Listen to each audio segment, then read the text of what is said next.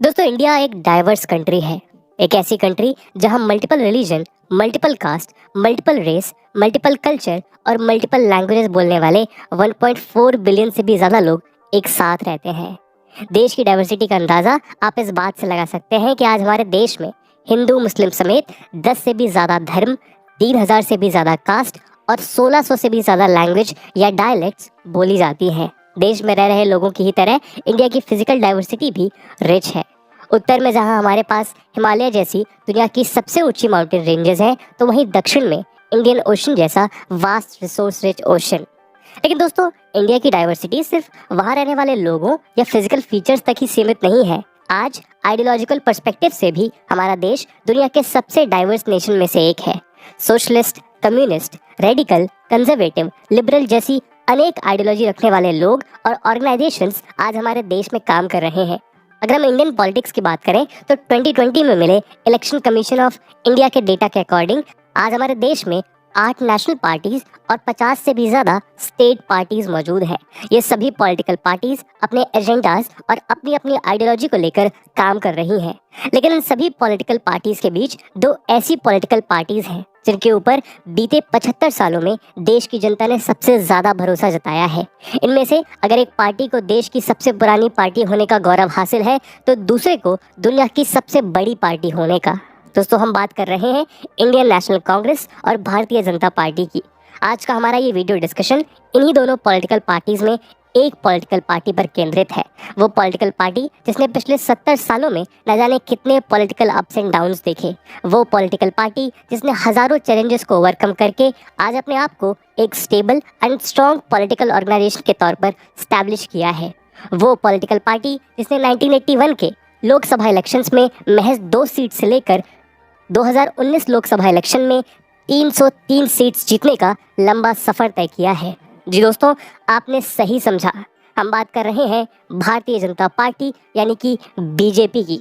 दोस्तों आज के अपने इस वीडियो डिस्कशन में भारतीय जनता पार्टी की political journey, Bharatiya Janata party की पॉलिटिकल आइडियोलॉजी और उन इम्पॉर्टेंट इश्यूज़ को आपके साथ साझा करेंगे जिसके अराउंड अपनी पॉलिटिक्स सेंटर कर 1980 में खड़ी हुई इस पॉलिटिकल पार्टी ने आज देश में खुद को वेल एस्टैब्लिश किया है।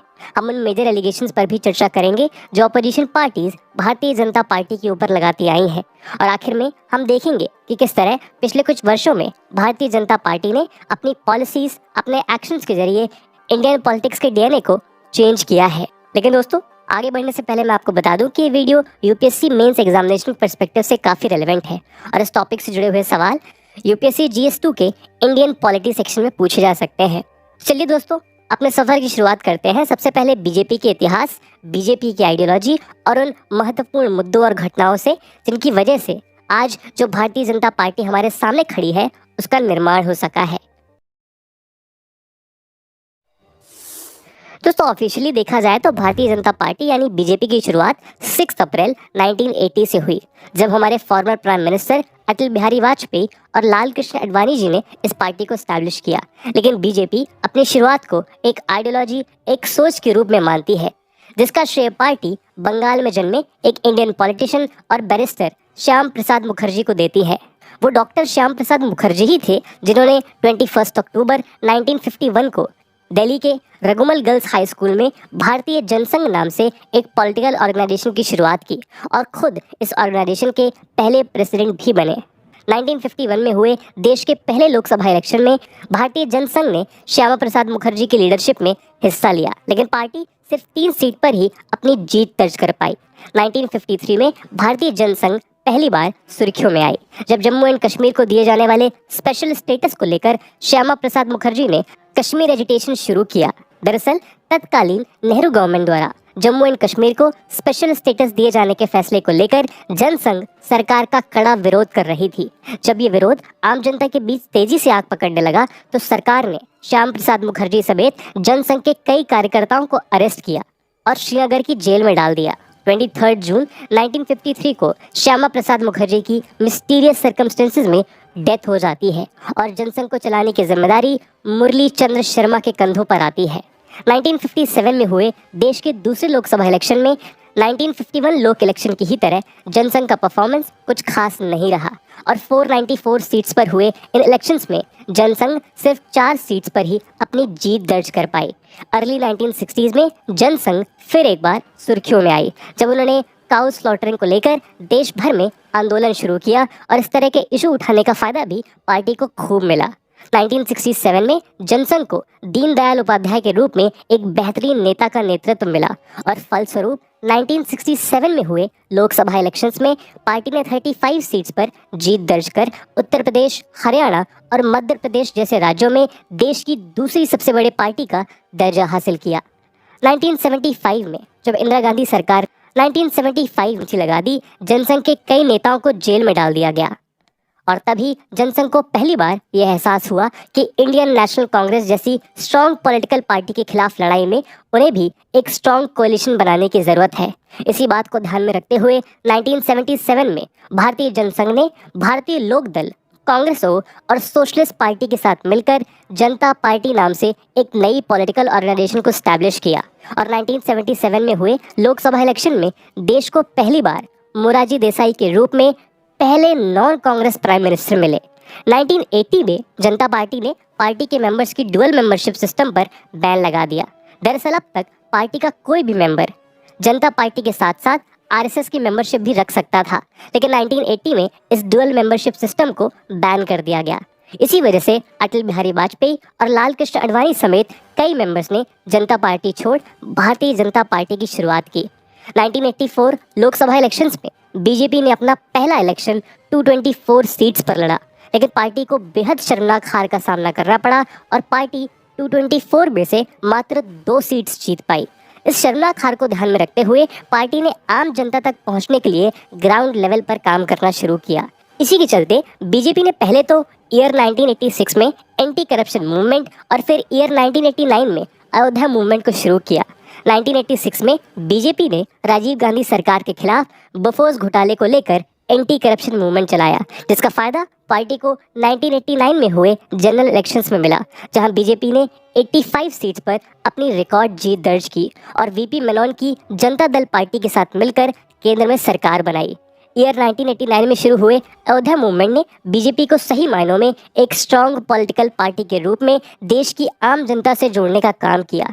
इसी बात को देखते हुए सितंबर 1990 में लाल कृष्ण आडवाणी ने सोमनाथ से लेकर अयोध्या तक हिस्टोरिक राम रथ यात्रा निकालने का फैसला किया और इस मूवमेंट का फायदा पार्टी को 1991 के लोकसभा इलेक्शंस में मिला, जहां बीजेपी ने रिकॉर्ड 135 सीट्स जीती और साल 1993 आते आते अब बीजेपी एक नेशनल पार्टी के रूप में उभर के सामने आ गई थी।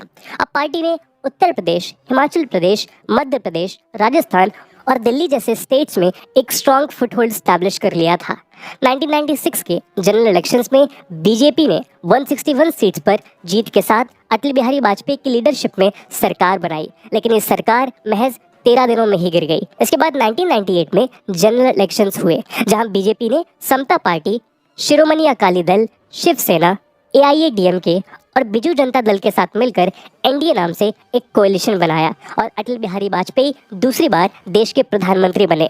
लेकिन AIADMK के सपोर्ट वापस लेने की वजह से फिर एक बार अटल जी अपना टेन्योर पूरा नहीं कर पाए और महज 13 महीनों में ही सरकार फिर से गिर गई। 1999 में फिर से एक बार जनरल इलेक्शंस हुए, जहां एनडीए ने बिना AIADMK के चुनाव लड़ा और 303 सीट्स की भारी बहुमत के साथ सरकार बनाई। अटल जी तीसरी बार देश के प्रधानमंत्री बने और इस बार उन्होंने अपना 5 साल का कार्यकाल फाइनली पूरा किया। इसके बाद 2004 और 2009 में हुए जनरल इलेक्शंस में बीजेपी को देश की जनता ने बहुमत से दूर रखा और दोनों ही साल इंडियन नेशनल कांग्रेस ने देश में सरकार बनाई। लेकिन साल 2014 में बीजेपी के अच्छे दिन फिर से आए और पार्टी को नरेंद्र मोदी के रूप में एक कैरिस्मेटिक लीडर का नेतृत्व मिला। पार्टी के 2014 और फिर 2019 इलेक्शंस में उम्मीद से बढ़कर कामयाबी हासिल की और दोनों ही बार फुल मेजोरिटी के साथ सरकार बनाई। इन दोनों ही जनरल इलेक्शंस में बीजेपी ने अपने आप को नॉर्थ इंडिया से बाहर निकालकर सदर्न और नॉर्थ ईस्टर्न स्टेट्स में भी स्टैब्लिश करने का काम किया।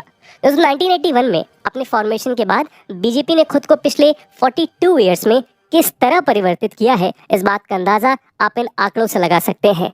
जहां ईयर 1981 में बीजेपी के पास पूरे देश में सिर्फ और सिर्फ 148 एमएलए यानी मेंबर ऑफ लेजिस्लेटिव असेंबली हुआ करते थे, वहीं आज इन एमएलएस की संख्या 1296 है। जहां ईयर 1984 में बीजेपी को सिर्फ 2 एमपीज यानी मेंबर्स ऑफ पार्लियामेंट मिले थे, वहीं आज एमपीज की संख्या 303 है। जहां 1984 में हुए जनरल इलेक्शन में बीजेपी के पक्ष में टोटल 1 करोड़ 89 लाख वोट्स डाले गए थे, वहीं 2019 के जनरल इलेक्शन में बीजेपी ने 22 करोड़ से भी ज्यादा वोट्स के साथ जीत दर्ज की। तो सब तक आपने बीजेपी के इतिहास को देखा और ये समझा कि किस तरह वक्त के साथ धीरे धीरे इस पॉलिटिकल पार्टी ने खुद को हिंदुस्तान जैसे एक बहुधर्मी, बहुभाषीय और बहुजातीय देश में स्थापित किया। चलिए दोस्तों, अब अपने वीडियो डिस्कशन के नेक्स्ट सेगमेंट में चलते हैं और देखते हैं कि वो कौन से पैरामीटर्स हैं जिन्हें आधार मानकर बहुत से पॉलिटिकल एक्सपर्ट्स ये क्लेम कर रहे हैं कि बीजेपी ने इंडियन पॉलिटिक्स का डीएनए चेंज कर दिया है।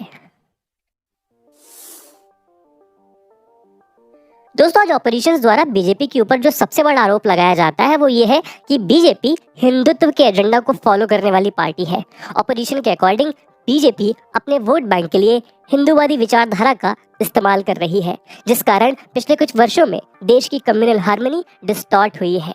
ऑपरेशन के एलिगेशन के विरोध में बीजेपी का कहना है कि हिंदुत्व की विचारधारा को मानना ना तो संवैधानिक तौर पर गलत है और ना ही नैतिक तौर पर। आज देश में इस्लामिक, समाजवादी और दलितों के पक्ष में बात करने वाली पॉलिटिकल पार्टीज मौजूद हैं, जिनका उद्देश्य किसी विशेष वर्ग या किसी विशेष समुदाय का प्रतिनिधित्व करना है। बीजेपी का कहना है कि हिंदूवादी विचारधारा रखने का ये मतलब नहीं है कि वो देश में मौजूद दूसरे धर्मों के लोगों के प्रति द्वेष का भाव रखते हैं। हिंदुत्व मतलब सिर्फ ब्राह्मण और क्षत्रिय से नहीं है, बल्कि वैश्य, शूद्र, जैन, बुद्धिस्ट, दलित और आदिवासी जैसे समुदाय भी हिंदुत्व का ही हिस्सा है। दूसरा पैरामीटर है इंटरनल सिक्योरिटी। दोस्तों, विश्व में हिंदुस्तान की छवि एक शांति प्रिय और शांति पसंद देश की तरह मानी जाती है। अपने हजारों सालों के इतिहास में ऐसा माना जाता है कि हिंदुस्तान ने कभी भी किसी देश पर अपनी सीमाओं से बाहर जाकर पहले आक्रमण नहीं किया, फिर चाहे वो 16 महाजनपदा का काल हो या चक्रवर्ती सम्राट अशोका का समय। हिंदुस्तान के किसी भी सम्राट ने कभी भी किसी बाहरी देश पर हमला नहीं किया, लेकिन वक्त के साथ हमारी इस उदारता को देश के दुश्मनों ने हमारी कमजोरी समझ लिया। आज़ादी के बाद जब 1965, 1971 और 1999 के युद्धों में हमारा पड़ोसी मुल्क पाकिस्तान हिंदुस्तान की अखंडता को तोड़ने का प्रयास कर रहा था, तो उसने अपने नापाक इरादों को पूरा करने के लिए आतंकवाद का सहारा लिया। पाकिस्तान में बेस्ड टेररिस्ट ऑर्गेनाइजेशंस द्वारा देश में एक के बाद एक टेररिस्ट अटैक्स को अंजाम दिया गया। कभी निशाने पर देश के जवान थे तो कभी देश के आम नागरिक। ये तो हर गवर्नमेंट ने अपने कार्यकाल के दौरान देश की सुरक्षा के लिए अनेक कदम उठाए हैं, लेकिन एनालिस्ट का मानना है कि बीजेपी गवर्नमेंट द्वारा सॉफ्ट अप्रोच से हार्ड अप्रोच की तरफ टिल्ट होना इंडियन पॉलिटिक्स में एक नया चेंज है। इस बात का सबसे बेस्ट एग्जाम्पल है 29 सितंबर 2016 को इंडियन आर्म्ड फोर्सेस द्वारा पाकिस्तान में घुस के किया गया सर्जिकल स्ट्राइक। दरअसल ये सर्जिकल स्ट्राइक 18 सितंबर 2016 को जम्मू एंड कश्मीर के उरी सेक्टर में लश्कर ए तैयबा और जैश ए मोहम्मद के आतंकवादियों द्वारा किए गए हमले का करारा जवाब था। तो एक्सपर्ट्स का कहना है कि ऐसा नहीं है कि हमारी आर्म्ड फोर्सेस ने पहली बार सर्जिकल स्ट्राइक्स कंडक्ट की हैं।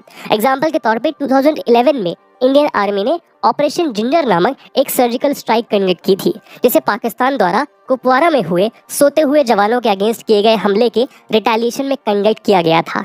लेकिन तब इस ऑपरेशन को जनता और पॉलिटिक्स से दूर रखा गया। वहीं दूसरी ओर आज बीजेपी ऐसे स्ट्राइक्स को मेन स्ट्रीम पॉलिटिक्स में खुलकर डिस्कस करती है, जिसने इंडियन पॉलिटिक्स को एक नई दिशा की ओर लाने का काम किया है। तीसरा पैरामीटर है इंटरनेशनल पॉलिटिक्स। दोस्तों, यूं तो इंटरनेशनल पॉलिटिक्स में इंडिया की हमेशा से ही अपनी एक अलग पहचान रही है, चाहे वो आज़ादी के ठीक बाद पीएम नेहरू द्वारा लेड नॉन अलाइनमेंट मूवमेंट हो, जिसने कैपिटलिस्ट या कम्युनिस्ट किसी भी ब्लॉक से जुड़ने से इनकार कर दिया था, या इंदिरा गांधी का आयरन लेडी का इंप्रेशन, जिसे यूएस प्रेसिडेंट ने भी रिकॉग्नाइज किया था। लेकिन एक्सपर्ट्स द्वारा माना जाता है कि इंदिरा गांधी के बाद हमारे देश को उस तर्ज का करिस्मेटिक और एग्रेसिव लीडर नहीं मिला। यूं तो अटल बिहारी वाजपेयी और मनमोहन सिंह ने भी अपने कार्यकाल में अनेक कीर्तिमान रचे, लेकिन पीएम मोदी द्वारा सत्ता संभाले जाने के बाद इंडिया ने इंटरनेशनल फोरम्स में न केवल हमने आज दोबारा इंडिया की वो इंडिपेंडेंट फॉरेन पॉलिसी डिवाइस करने में कामयाबी हासिल की जिसकी हमें जरूरत थी, बल्कि हम आज अपनी फॉरेन पॉलिसी में वो बैलेंस्ड एग्रेशन देख सकते हैं जो चाइना और पाकिस्तान जैसे देशों द्वारा ऑफर किए गए चैलेंजेस के लिए जरूरी है। इसके अलावा कई एक्सपर्ट्स का मानना है कि पीएम मोदी द्वारा इंडियन डायस्पोरा के बीच अपनी पॉपुलैरिटी स्टैब्लिश करने में सक्सेसफुल रहना उनकी एक बड़ी जीत बताई जाती है। कुछ इसी तरह एक सॉफ्ट पावर से हार्ड पावर की तरफ फॉरेन पॉलिसी को टिल्ट कर, या यूं कहें इन दोनों पावर्स के बीच में एक बैलेंस क्रिएट कर, बीजेपी ने इंडियन पॉलिटिक्स में एक मेजर चेंज लाने का काम किया है। अगला पैरामीटर है बीजेपी के टफ और बोल्ड डिसीजंस लेने की क्षमता। दोस्तों, जनरली ऐसा माना जाता है कि हिंदुस्तान में सरकार बनाने और सरकार चलाने के लिए पीपल फ्रेंडली डिसीजन लेने बेहद आवश्यक है। हर सरकार ऐसे ही फैसले लेती है जिससे देश की आम जनता खुश रहे। लेकिन 2014 से पावर में आने के बाद भारतीय जनता पार्टी ने देश में कुछ ऐसे पॉलिटिकल, सोशल और इकोनॉमिक डिसीजंस लिए जो सदियों से चलती आ रही परंपरा के एकदम विपरीत थे। फिर चाहे वो 8 नवंबर 2016 को लिया गया डीमोनेटाइजेशन का फैसला हो या 5 अगस्त 2019 को आर्टिकल 370 को समाप्त करने का फैसला, जनरल पर्सपेक्टिव से ये सभी फैसले हाईली कंट्रोवर्शियल थे और शायद आज़ादी के बाद देश की किसी भी पार्टी की सरकार ने अपने इतने छोटे से कार्यकाल में इस तरह के बोल्ड फैसले पहले कभी नहीं लिए थे। इकोनॉमिक एंगल से बात करें तो 1991 में बैलेंस ऑफ पेमेंट क्राइसिस के चलते एलपीजी रिफॉर्म्स को लागू करने के बाद भी रिस्पेक्टिव गवर्नमेंट्स प्राइवेटाइजेशन की ओर काफी कैलकुलेटेड स्टेप्स ले रही थी। वहीं दूसरी तरफ 2014 से लेकर अब तक बीजेपी ने एयर इंडिया को सोल्ड करने, ऑर्डिनेंस फैक्ट्री बोर्ड को डिसॉल्व करने, पब्लिक सेक्टर यूनिट को डिसइन्वेस्ट करने और रिजर्व बैंक ऑफ इंडिया के 99,000 करोड़ से भी ज्यादा सरप्लस मनी को ट्रांसफर करने जैसे स्टेप्स को पूरे आत्मविश्वास के साथ उठाया है। पॉलिटिकल एंगल से देखें तो रिसेंटली कंट्रोवर्सी में रही अग्निवीर रिक्रूटमेंट स्कीम से लेकर 2020 में आए फार्म बिल तक बीजेपी की एक भिन्न कार्यशैली का परिचायक है। दोस्तों, आपको इस बात को समझना होगा कि पावर में चाहे बीजेपी हो या कांग्रेस, देश को चलाने वाली किसी भी पार्टी का ऑब्जेक्टिव देश और देशवासियों के लिए कल्याणकारी कार्य करना ही होता है। हर पार्टी अपने अपने तरीके, अपने अपने विजन से देश को आगे बढ़ाना चाहता है। लेकिन अब तक इंडियन पॉलिटिक्स का बेसिक डीएनए नॉन पॉपुलर या कंट्रोवर्शियल डिसीजन लेने से देश की सरकारों को रोकता था। लेकिन पिछले 8 सालों में जिस तरह बीजेपी ने एक के बाद एक बोल्ड डिसीजंस लिए हैं, इसने इंडियन पॉलिटिक्स के डीएनए को चेंज करने का काम किया है। 5th पैरामीटर है बीजेपी की ग्रास रूट लेवल रीच और वन फेस पार्टी ना होना। दोस्तों, आज जो बात भारतीय जनता पार्टी को सबसे अलग बनाती है वो ये है कि नरेंद्र मोदी जैसे पॉपुलर लीडर होने के बावजूद ये पार्टी किसी सिंगल फेस की मोहताज नहीं है।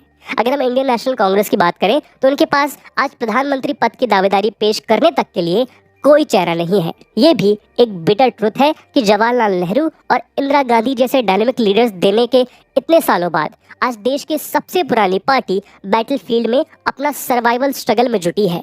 इंडियन नेशनल कांग्रेस के अलावा अगर हम देश में मौजूद दूसरी पार्टीज की बात करें तो जहां समाजवादी पार्टी के पास सिर्फ और सिर्फ अखिलेश यादव का चेहरा है, तो वहीं आम आदमी पार्टी के पास अरविंद केजरीवाल। वहीं अगर आप बीजेपी की बात करें तो 2014 इलेक्शंस के समय पार्टी के पास सुषमा स्वराज, मनोहर पार्रिकर, अरुण जेटली जैसे डायनेमिक पॉलिटिशियंस थे, तो वहीं पार्टी के पास नितिन गडकरी, जेपी नड्डा, स्मृति ईरानी, मुख्तार अब्बास नकवी और एस जयशंकर जैसे लीडर्स मौजूद हैं, जो नरेंद्र मोदी जी और अमित शाह जैसे फेमस फेसेस के होते हुए भी आम जनता के बीच अपनी एक अलग पहचान, अपनी एक अलग आइडेंटिटी रखते हैं। इसके अलावा देश में सेंटर लेवल पर इलेक्शंस हो या म्युनिसिपल लेवल पर, पार्टी के टॉप लीडर्स से लेकर पार्टी के आम वर्कर्स एकजुट होकर काम कर रहे हैं। इस बात का अंदाजा आप ऐसे लगा सकते हैं कि रिसेंटली जब हरियाणा में म्युनिसिपल इलेक्शंस हुए तो उससे पहले अमित शाह खुद हरियाणा विजिट पर गए। शायद यही वजह है कि जहां 2014 में बीजेपी की सरकार देश के 7 राज्यों में थी, वहीं 2022 में बीजेपी के पास देश के 17 राज्य हैं। लेकिन दोस्तों, वो कहते हैं ना, हर सिक्के के 2 पहलू होते हैं। राजनीतिक विशेषज्ञों के हिसाब से अगर पिछले कुछ वर्षों में बीजेपी ने देश की पॉलिटिक्स में कुछ सकारात्मक बदलाव किए हैं, तो वहीं बीजेपी देश में आए कुछ नकारात्मक बदलावों का भी कारण बनी है। दोस्तों, क्रिटिक्स की माने तो सबसे पहला बदलाव जो वो बताते हैं वो ये कि पिछले कुछ वर्षों में बीजेपी ने देश में जोड़ तोड़ की राजनीति को बढ़ावा दिया है। ऑपोजिशंस के अकॉर्डिंग आज बीजेपी देश में शाम दाम दंड भेद की राजनीति कर रही है। लोकतंत्र का मतलब होता है देश की जनता द्वारा चुनी गई सरकार द्वारा देश को चलाना। लेकिन पिछले कुछ वर्षों में ऐसा देखा गया है कि किसी भी राज्य में अपनी सरकार बनाने के लिए बीजेपी ने अनेक रास्तों का सहारा लिया है। इस बात का सबसे ताज़ा उदाहरण हाल ही में महाराष्ट्र के अंदर आई पॉलिटिकल क्राइसिस का है, जहां शिवसेना, एनसीपी और कांग्रेस के महाविकास अघाड़ी अलायंस को तोड़ बीजेपी ने अपनी सरकार बना ली। सिमिलरली 2020 में मध्य प्रदेश के अंदर 22 कांग्रेस एमएलएस के रेजिग्नेशन से बीजेपी ने कांग्रेस की कमलनाथ सरकार को रातों रात गिरा अपनी सरकार बना ली। महाराष्ट्र और मध्य प्रदेश जैसे हाई वोल्टेज ड्रामा पिछले कुछ सालों में देश के दूसरे राज्यों में भी देखने को मिले, जहां लोगों द्वारा चुनी गई सरकारों को हटाकर बीजेपी ने अपनी सरकार बना ली। इन राज्यों में कर्नाटका, मेघालय, मणिपुर, गोवा और अरुणाचल प्रदेश जैसे राज्य शामिल हैं। राजनीतिक विशेषज्ञों का ये कहना है कि देश की जनता अपना बहुमूल्य वोट इस उम्मीद के साथ डालती है कि उनके द्वारा चुनी गई सरकार अगले 5 वर्षों तक जनता की सेवा करे। लेकिन 2 या 3 सालों में किसी भी सरकार को इस तरह से गिरा देना लोगों के भरोसे का विश्वासघात है। इन सब के अलावा कुछ पॉलिटिकल एक्सपर्ट्स और ऑपोजिशन पार्टीज का ये भी कहना है कि बीजेपी देश की आर्म्ड फोर्सेस और दूसरी गवर्नमेंट इंस्टीट्यूशंस का इस्तेमाल अपने पर्सनल गेन के लिए कर रही है। ऑपोजिशंस का कहना है कि 2019 में बालाकोट एयर स्ट्राइक का जो फैसला लिया गया वो सिर्फ और सिर्फ बीजेपी का एक पॉलिटिकल स्टंट था, जो 2019 में होने वाले लोकसभा इलेक्शंस को ध्यान में रखते हुए लिया गया था। इन सब के अलावा रिसेंटली अग्निवीर रिक्रूटमेंट स्कीम को लेकर इंडियन आर्म्ड फोर्सेस के चीफ द्वारा किए गए प्रेस कॉन्फ्रेंस को लेकर भी ऑपोजिशन पार्टीज बीजेपी के वर्किंग स्टाइल के ऊपर सवाल खड़े कर रही हैं। ऑपोजिशन का कहना है कि जिस तरह बीजेपी देश की आर्म्ड फोर्सेस को अपने पॉलिटिकल गेन के लिए इस्तेमाल कर रही है, ये इंडियन पॉलिटिक्स के बेसिक डीएनए के बिल्कुल खिलाफ है। ऑपोजिशन के अकॉर्डिंग देश के 75 ईयर्स के इतिहास में ऐसा पहले कभी नहीं हुआ कि किसी भी स्कीम या किसी पॉलिसी को लेकर आर्मी, एयरफोर्स या नेवी चीफ को इस तरह मीडिया के सामने आकर बयानबाजी करनी पड़े। तो सर बीजेपी ने इंडियन पॉलिटिक्स के डीएनए को पॉजिटिवली चेंज किया है या नेगेटिवली चेंज किया है, ये तो डिबेट का इशू है और उस चीज़ के लिए हम यहाँ पे एकत्रित भी नहीं हुए हैं। लेकिन एक बात साफ है, नरेंद्र मोदी लेड बीजेपी ने पिछले कुछ वर्षों में देश में कुछ डिसीजंस जरूर लिए हैं जो कॉमन इंडियन पॉलिटिक्स स्टाइल से कुछ हटकर थे। अब इन डिसीजन का आउटकम सकारात्मक आएगा या नकारात्मक, ये तो वक्त बताएगा। बहरहाल हम तो सिर्फ ये उम्मीद करते हैं कि इंडियन पॉलिटिक्स के डीएनए में जो भी बदलाव आए वो देश को प्रगति और सफलता की ओर ले जाए। तो दोस्तों ये थी एक केस स्टडी जहाँ पे हमने डिस्कस किया कि कैसे बीजेपी ने इंडिया की पॉलिटिक्स में कई सारे डीएनए चेंजेस लाए हैं।